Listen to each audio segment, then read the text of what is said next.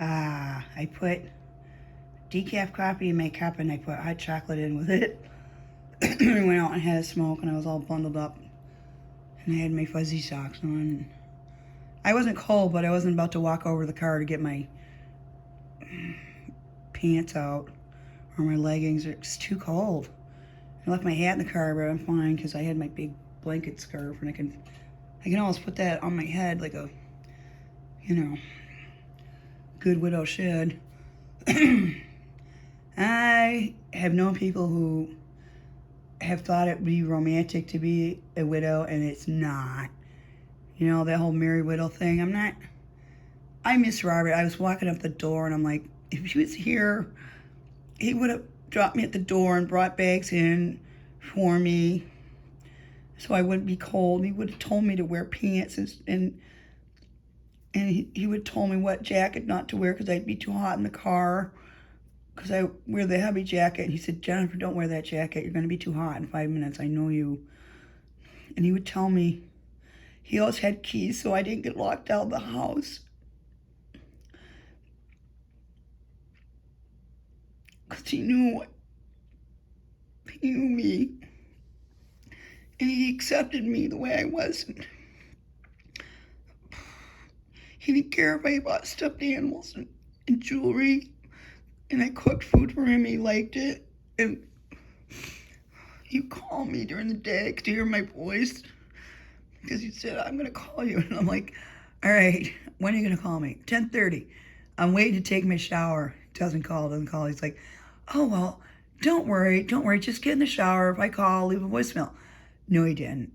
He would call and call and call because he wanted to talk to me on his break.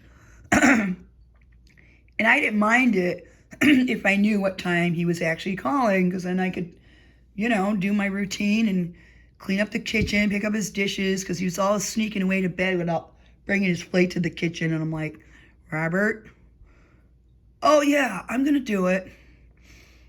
No, he did not. So every morning it was make the coffee, take the stupid thyroid pill, feed the cat that's yammering at me. Hope I didn't step in cat puke when I get up. Hope I didn't see a cat poop kicked out on the brown bathroom floor. Who puts brown tile on a bathroom floor where there might be poops from humans or animals or whatever?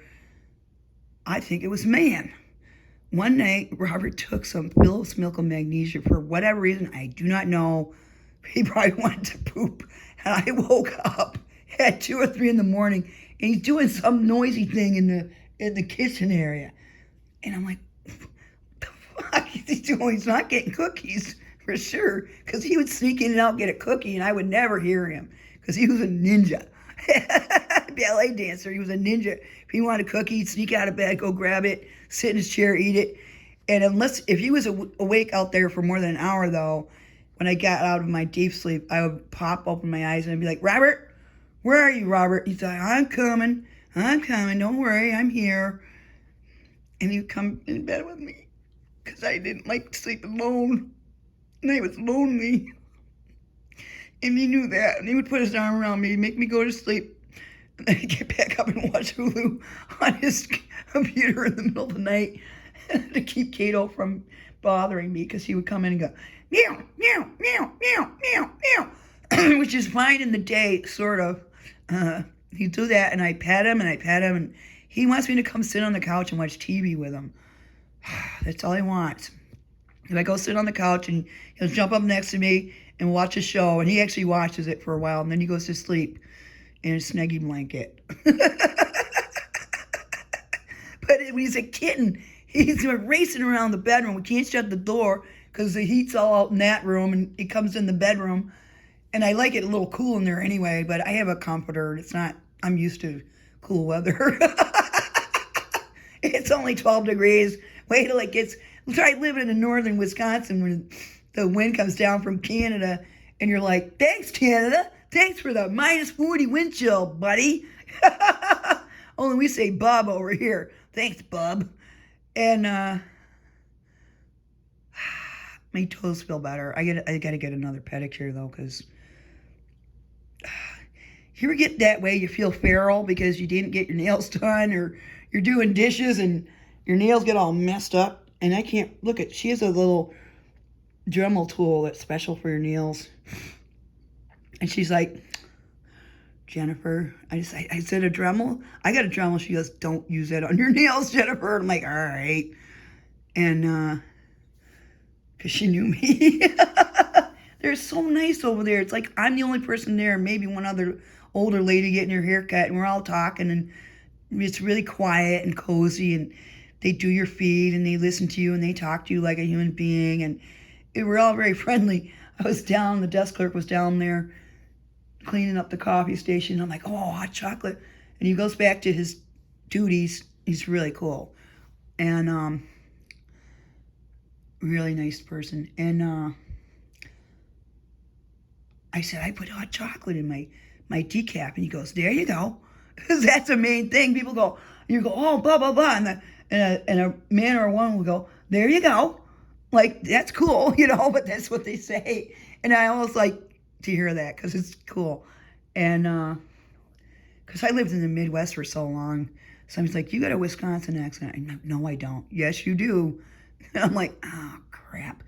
When Jessica was little, we lived in Massachusetts, and my sister sent a tape of one of her kids talking when she was little. She was a little bit younger than Jessica.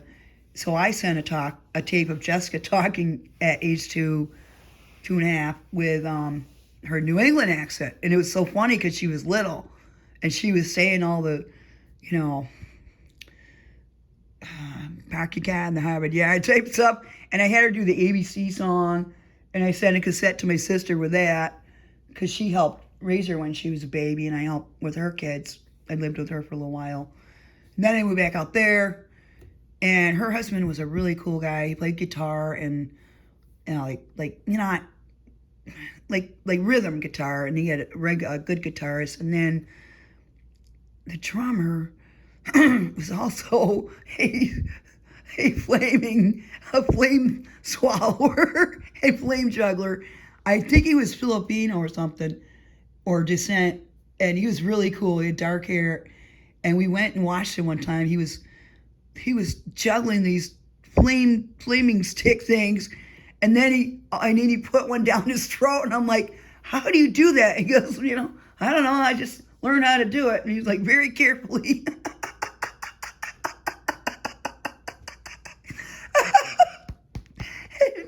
We would go there, and I was only 18, see, but I would go watch him and my sister and our friends. He had this one friend named Tommy Dorsey, that was his real name, and he rode a motorcycle, and he went to Sturgis every year with his dad, and he was really cool, and his wife was really nice, and they were my sister's friends though, but they were nice to me.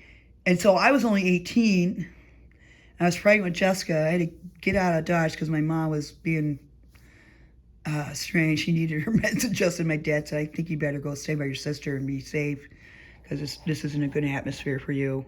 He wasn't ashamed of me or anything like that. And because my grandmother Crowley had a baby out of wedlock and gave up for adoption. And back in the day, nobody talked about that. But they just gave it to, some distant family member or friends raised her, and she got in touch with her, and then finally we got to know her a little bit. I didn't see her in person, but my dad and sister took her out to lunch, or met her for lunch in Bangor, and I guess she looked exactly like my grandmother. They went to the Bahamas or something, and she was babysitting for this doctor, and she came back, she was pregnant. I'm like, okay. And my dad, and back in the day, he just didn't talk about that stuff, but he thought he heard whispering about it. But she's a lovely lady, and I don't know if she's still around, but I'd like to meet her someday, because would be my aunt, older than my uncle. So, because it was my uncle, my dad, and then 3 girls, and then this lady is my aunt. And wouldn't that be fun to meet her and listen to her stories? And show her my book, because I have the book of all the history that my grandmother gave me, because she was a genealogist. So it goes all the way back to the time of the William the Conqueror, and then William de Warenne fought with him, and that was mine. And then Hugh the grate, and Isabella was on the other side of that tree. And supposedly there was a illegitimate daughter named Gundrita, and that didn't really pan out. I think they disproved that she was not his illegitimate daughter, but some kind of peer of his. At the time, though, my grandmother said we were directly descended from William the Conqueror, and I'm like, I don't know. We got these knights and Normans over here too, and we got candle makers and bakers and like everything in between. And but she was, it was good for history, learning history. I probably talked about it before, but I'm talking about it again. Anyway, my toes are all warm now. And I'm going to probably turn the TV on because I left my books in the car. I got that book by Lou Diamond Phillips, and I read 10 pages, and then all of a sudden stuff started happening. And I'm like, I like to go to bed at a reasonable hour, crawl into bed, hug Mr. Dinosaur. The cat will come up and be petted, Kato, because he has to check on me and be petted. And then maybe Brewster will come lay on the bed. But Moneypenny gets up under the bed because the box spring is ripped on the bottom. I don't know how the cats did it. And she'll crawl up under there because she likes to be safe, like me. She's a queen. I'm the queen of nuttiness. What in the heck? I thought it was going to be cool because Roland's coming home in 2 or 3 weeks, and I can maintain there with these guys as long as they leave me alone. And this fella was like, I'm going to get gas. My thing ran out of gas. I'm like, all right. And he says, I'll be back and help you put your stuff inside the house. So he comes down. He's like, where's so-and-so's candly stuff? And I was going to say, I put it in a bag outside because I didn't want it in my house anymore because I have too much junk already. And I thought she wasn't coming back for it. He's like, you threw her stuff out. You threw her stuff out. How dare you throw her stuff out? He's in my face like that. He's screaming at me. And I'm like, wait, man. Look, she was burning stuff on my brand new table. And there was a piton, a little hole there, a mark from something. And she goes, you did that. You did that. You did that. I said, look, her kid was over there playing with the fire over my brand new and he's just like, and he's backed up. He's got his arms spread out like he's going to fly. And I'm thinking, he may take off. Take off and fly away, dude, and don't come back. And he took off. He goes, I'm not going to help you. You're not going to do it yourself. And I was just like, I think I need to get the hell out of here. Taped to the door, taped the check, and they said, tell your dad, tell your uncle, too bad, I'm out. I'll stay a while if that boy leaves and goes into another town with that Adderall or hyper girl. I don't know, I can't prove anything, but he did admit to me that he was doing the snow, and I'm like, you're pretty clucking dumb, man. Duh. I'm not walking around telling people that, and I don't do it anyway, but I'm like, it's different with the MJ, because that's legal, and if you have a little tiny amount, nobody cares. Nobody's dealing huge amounts, and if they do, they get busted. Somebody had big bins of it down in Lewiston somewhere in a warehouse or a storage unit, and it's like, what an idiot. People are idiots. I mean, the Darwin Award could be given out to every other yokel up in where I live, and I'm like, I wish I could live closer to Portland, but I like the countryside. I don't mind this so much, but it's starting to wear on me, the isolation. And my girlfriend, the ballerina, well, she's retired now, but she danced for the Danish National Ballet.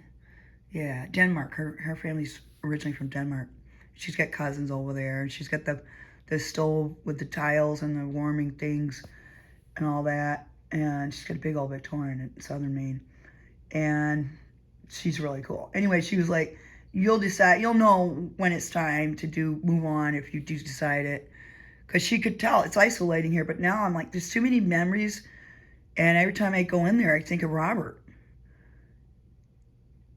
And it's up in the air right now because I'm not dealing with this type of stuff anymore. Robert wouldn't want me to do that. He tolerated it because it was on a lake, and he had to commute pretty far, but the rents in Portland are sky high, and it's like, gonna be a freaking millionaire to live there now. But don't try to work there and live there because they ain't going to pay you. Well, pretty soon, all your riches are going to have to wait on yourself because we ain't going to do it anymore. Somebody's like, you get a job at McDonald's and make blah, blah, blah. I'm like, no, I'm not. I'm going to start my own business. If I have to do temp work here and there, I will, or freelance like I've done before, I will. But freelance is also like working for myself, but you got to set your terms out because these people, we're going to give you $10 an hour. I'm like, nope. And, I said $30 an hour, which is cheap for ghostwriting, right? I belong to the National Writers Union. I used to write for a newspaper. I've done ghostwriting and stuff and research before, and transcription and all that other. Transcription is easy. You listen to a recording and you just type it. And I had one guy give me $2 a word. He was working for an NGO, and I was just transcribing phone interviews, which was wicked easy. So easy. And I got something like $200 for just a little bit of work. Well, that was delayed, but he finally paid me, and I'm like, cool, I can do this. Well, then we moved away to a cottage with a leaky basement and mice and a slumlord, and I'm like, but there was herbs in the garden, there was were there roses? Peonies. I don't know, it's on my googly photo thing, and I went around listening to Paul McCartney one morning in June, and it was that prog rock group he has, Electric something, and it was the sun is shining. Every morning I get up, the sun is shining. That I had on my iPod. I'm like walking around taking pictures with my point and shoot camera. This is cool. Look at this flower. And it was June. June is perfect for flowers in Maine. And then around 4th of July, the water becomes warm enough in a lake to swim, but the ocean's still going to be pretty darn cold. So if you don't like it, bring a wetsuit and stay away from rogue waves at Acadia and all those places like, not Two Lights. Yeah, Two Lights State Park. People go stand on the edge there, and there are such things as rogue waves. And there was people from New York a couple of years ago in Acadia, and they were down by Thunder Hole, I think, and they went down to see these big waves from a hurricane or something, and it was blocked up. The people had blocked it up. Well, they got washed into the sea, and a 12-year-old girl drowned, and the father almost dead. Can you imagine that? Going on vacation and losing your child like that to a rogue wave? So stay back from the water at Schoodic and Acadia and all the rocky places on the coast. Stand back or you're going to get hit by a rogue wave. Just don't do it, okay? It's tragic that people don't know that. And we try to tell them, but that was horrible what happened to that girl.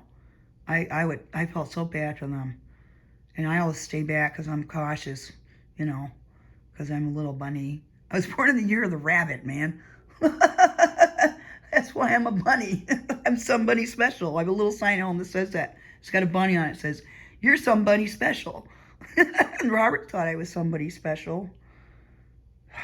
I'm going to go watch TV and be snuggly with my pillows and my kitty over there. She was guarding my room from me. Anyway, whoops.